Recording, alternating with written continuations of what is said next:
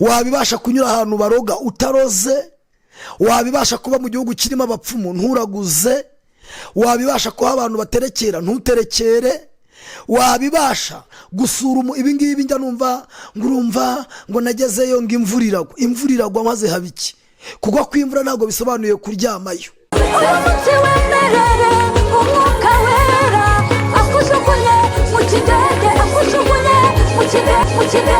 Yesu ashimwe cyane. Turabasuhuje mu izina rya Yesu Kristo. Tubifurije Pentecote nziza, tubifurije kugira ibihe byiza bya Pentecote, tubifurije kuzura umwuka wera. Turabinginze kubw'imbabazi z'Imana ngo abantu bakurikirane no channel ya Mama Fortune, tubifurije Pentecote nziza. Turi mu minsi myiza, Yesu yemerera abigishwa ko azabasukira umwuka wera. Haleluya.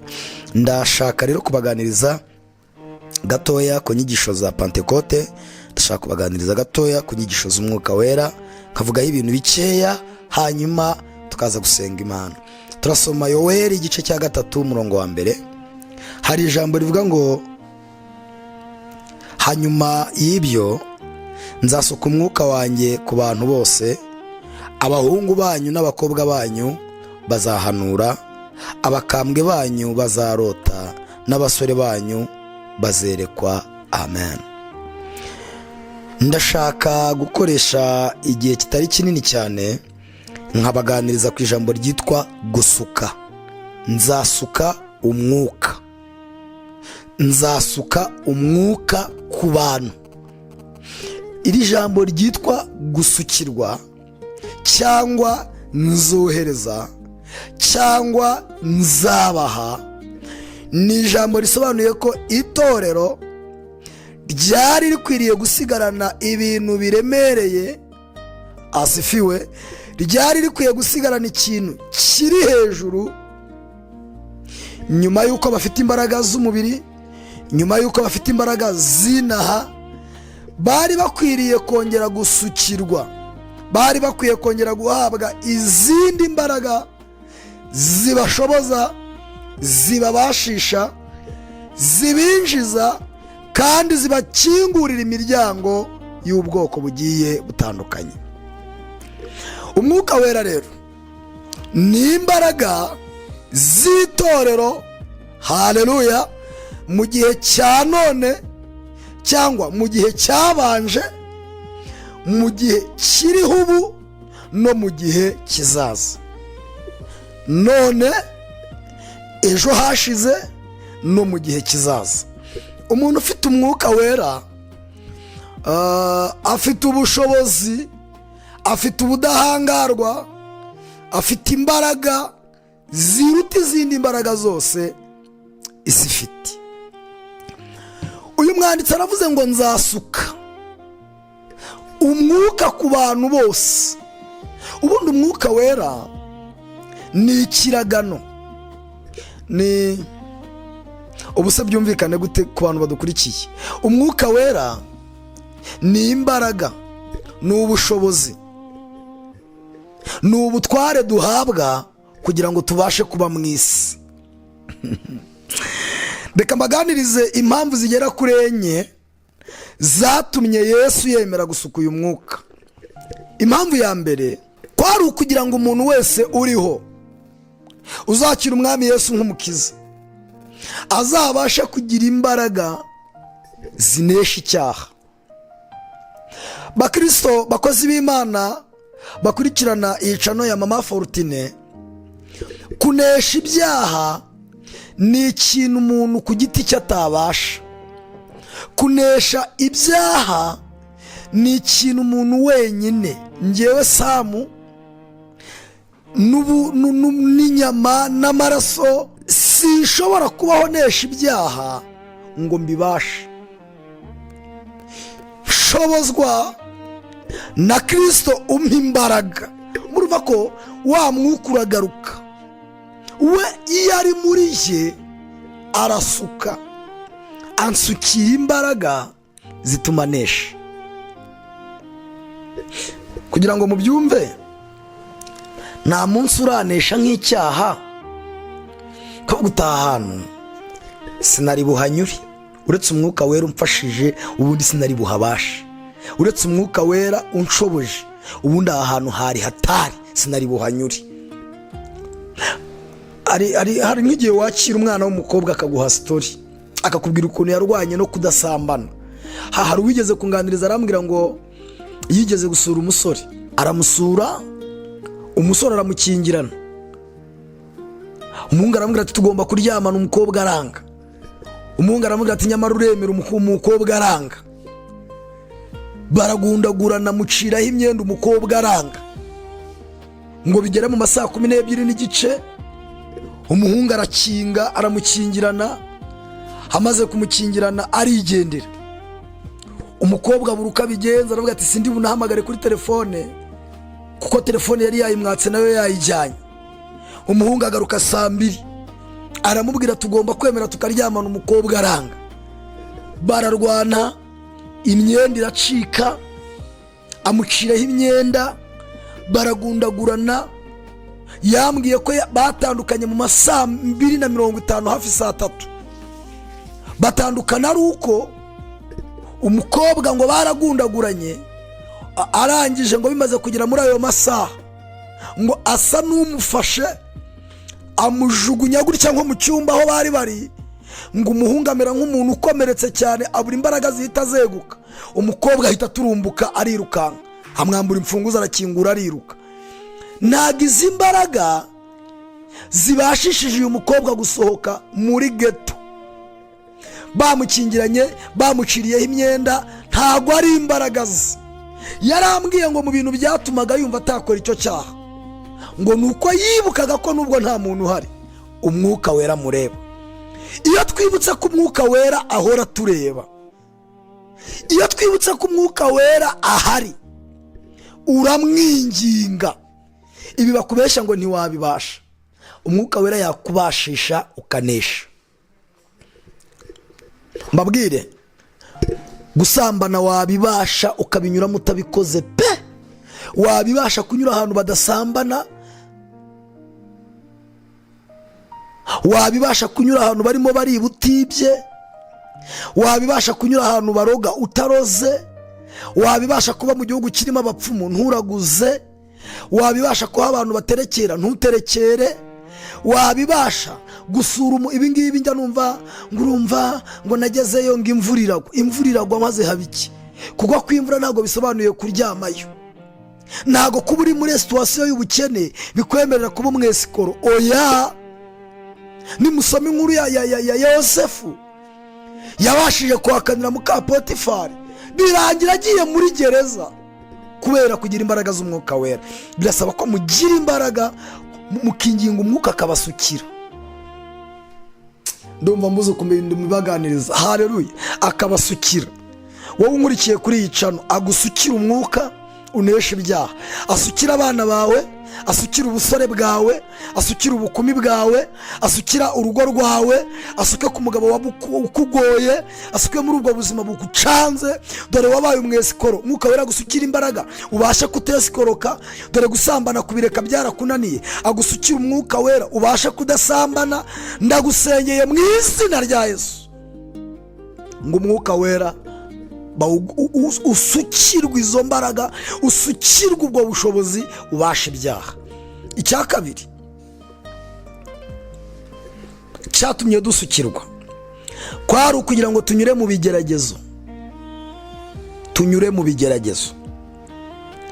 Niko umuririmbyi yaririmbye, yaravuze ngo nyura mu misozi, nyura mu mataba, aho hose niko harushya umutima, yansaba Uwiteka kugira ngo amfashe. Uwiteka nawe ntatinda kunyumva. Ugomba kunyura mu misozi.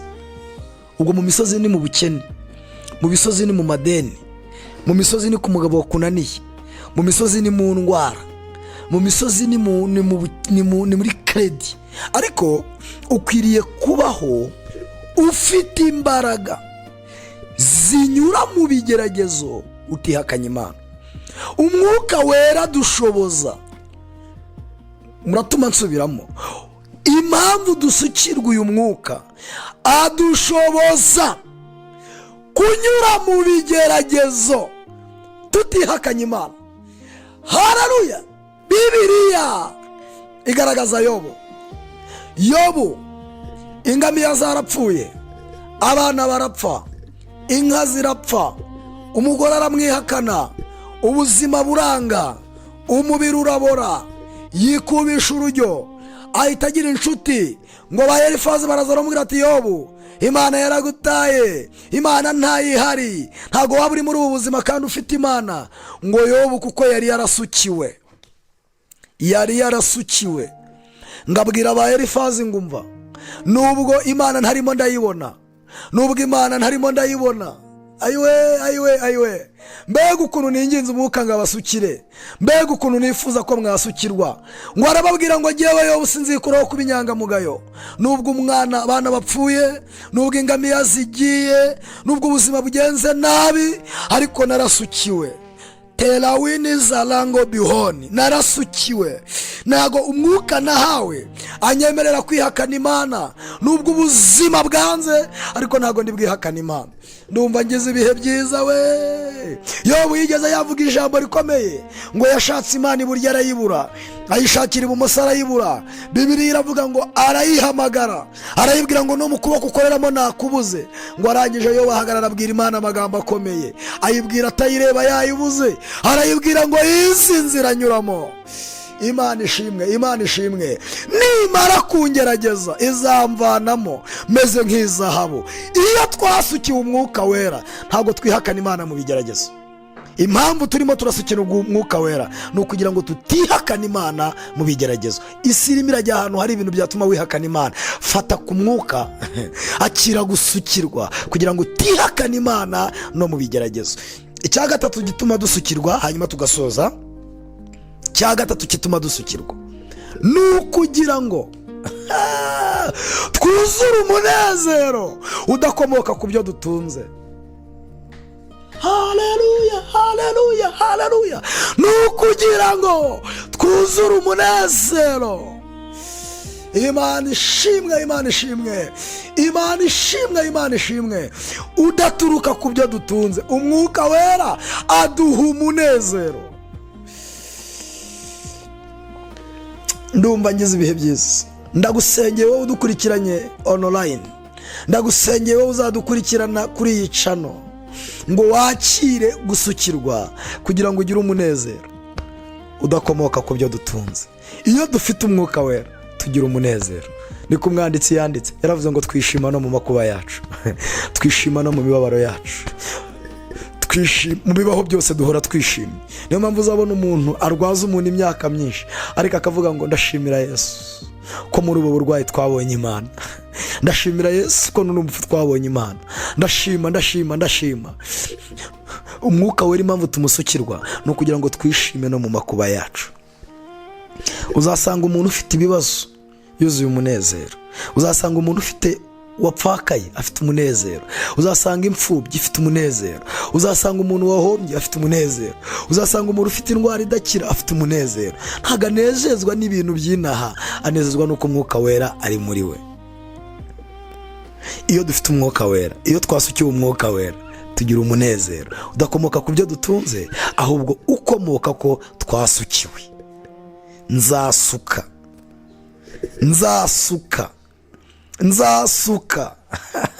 kandi mu bintu byantangaje, ntisukira bize ngo abatarize bihorere, ntisukira abafite akazi ngo abatagafite bihorere, ntisukira ba nyir'inzu ngo abapangayi bihorere, ntisukira abafite amaduka ngo abazunguzayi bihorere. Nzasuka. Umuntu udukurikiranye ntugire ikibazo, wezwa gusa ubundi gusukiri. Mbifurije gusukirwa muri iyi Pentecote, mbifurije gusukirwa muri iyi Pentecote. Abana bawe bazasukirwe, umugabo wawe azasukirwe, umugore wawe azasukirwe, torero ry'Imana rizasukirwe. Haleluya! Hari igihe umuntu akora umurimo w'Imana atarasukirwa. Ndasenze cyane ngo muri iyi Pentecote muzasukirwe. Icyanyuma, muri byinshi nari wabwire, umwuka wera atumarira cyandyoheye, adushoboza kuba mu isi irimo ibyaha, ariko ntiduse n'isi. Nabwiye abantu ejo bundi nari ndimo ndigisha i Nyarugenge cyangwa za Muhima, menya ariho nabivuze, ndababwira ngo nimubona umuntu w'umukire arimo arahoza igikoma agahoza igikoma afite hoho, akahoza igikoma afite iduka, akabwira umugore ngo ushyiremo amafu menshi ngo munkorere mu karirimo tangawizi, afite hoho, afite iduka ni uko umwuka yamuhaye imbaraga zo kubasha isi, kuko abagabo babana nayo banywa amatsingi, banywa ibyuma, ariko we yahawe imbaraga, yarasukiwe, yemera kunywa igikoma kandi imitsingi zihari, afite n'amafaranga, yemera kunywa mukaru kandi afite hoho, arimo arahoza igikoma kandi afite hoho. Ndakwinginze ngo umwuka uwusukirwe, nzasuka kugira ngo tubashe kuba mu isi irimo ibyaha kandi tudasa n'isi. Bifurije kudasa n'isi, bifurije gusukirwa mu izina rya Yesu Kristo, amen. Dusenga Imana. Mana, mu izina rya Yesu nsengeye abantu bakurikirana iyi channel ya Mama Fortune, nsengeye abantu bazakurikirana iki kiganiro, nsengeye abantu bazakurikirana iri jambo ry'Imana, nsengeye abantu bose bazadukurikirana. Ndasenze ngo ubuzuze umwuka wera, ndasenze ngo ubuzuze izi imbaraga, ndasenze ngo usukire abagabo, usukire abagore, usukire abakobwa, itorero ry'Imana urisukire, abanyarwanda basukire umwuka, Afurika yacu isukemo uyu mwuka. Niko umwanditsi yavuze, yaravuze ngo umwuka naza azemeza abantu iby'ibyaha byabo, azabigisha ukuri kose. Haleluya! Ndasenze ngo ubasukire umwuka wera, bahabwe imbaraga, bahabwe ubushobozi, bahabwe ubutware, bahabwe kubasha ibyaha, bahabwe kunesha ibyaha, banyure mu isi irimo ibyaha batabikora, bagire umunezero kandi bafite amakuba, babashe ubasukire ku mwuka wawe wera, mu izina rya Yesu Kristo, amen. Mugire amahoro atangwa n'Imana, naho ubutaha.